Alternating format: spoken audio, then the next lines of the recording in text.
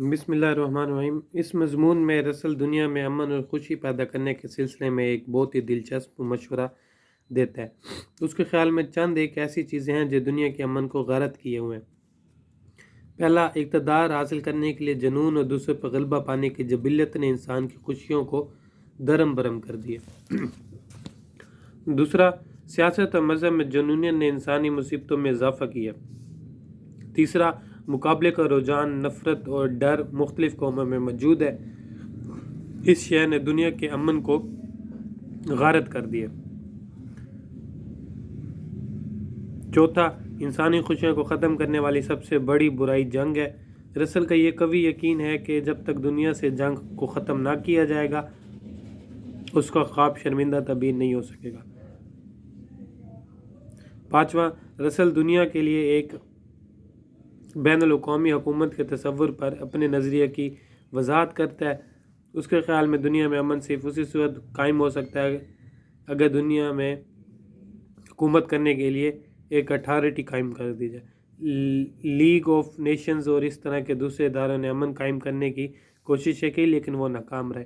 دنیا میں اب صرف دو خود مختار ملک پائے جاتے ہیں، روس اور امریکہ۔ ان میں سے اگر ایک ملک فوجی برتری یا فتح کی صورت میں دوسرے پر غالب آ جائے تو دنیا میں ایک اتھارٹی کی حکومت قائم ہونے کے لیے راستہ ہموار ہو جاتا ہے۔ دنیا میں نفرت اور کینہ پایا جاتا ہے، بے شک انسانی فطرت پر ان کا بہت غلبہ ہے۔ رسل کے خیال میں نفرت اور کینے کو ختم کیے بغیر امن کا خواب تکمیل پذیر نہیں ہوگا۔ رسل کے خیال میں اگر دنیا میں امن قائم ہو جائے تو مادی خوشحالی کا دور شروع ہو جائے گا۔ مادی خوشحالی میں انسان کے اندر نرمی اور مہربانی کے جذبات پیدا ہو جاتے ہیں۔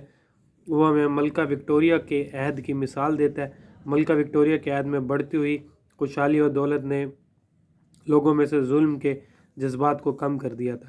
دنیا میں امن قائم کرنے کے لیے یک طرفہ قومی پروپیگنڈا بند کرنا پڑے گا۔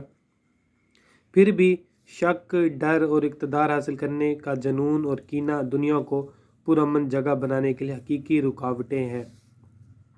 رسل کو امید ہے کہ چند ایک علاقوں اور خطوں میں یہ اتھارٹی طاقت کے ذریعے اپنی حکومت قائم کرے گی، لیکن وقت کے ساتھ ساتھ طاقت مرضی اور خوشگواریت میں بدل جائے گی۔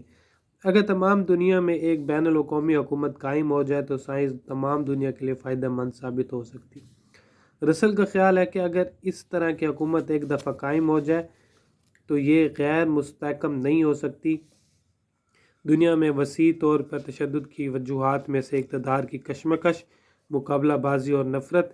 جب تمام فوجی طاقت بین الاقوامی فوج کے پاس ہوگی تو مقابلہ بازی کے جذبے کو قانون کے ذریعے کنٹرول کیا جا سکتا ہے۔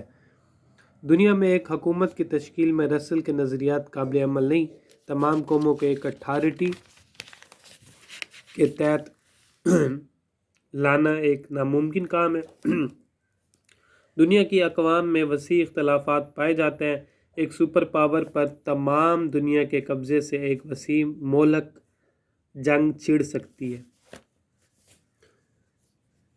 اردو ترجمہ۔ اگلا نقطہ یہ ہے کہ تمام جنونی عقائد لازماً نقصان پہنچاتے ہیں۔ یہ بات اس وقت سامنے آتی ہے جب ان کا دوسرے مذہبی جنون سے مقابلہ ہوتا ہے، کیونکہ ایسی صورت میں وہ نفرت اور کشمکش میں اضافہ کرتے ہیں۔ ایسی صورت تو اس وقت بھی پیش آتی ہے جب ایک ہی جنونی عقیدہ ہو یا آزادانہ تحقیق کی اجازت ہی نہیں دے سکتا، کیونکہ اس طرح اس کی گرفت ڈھیلی پڑ سکتی ہے۔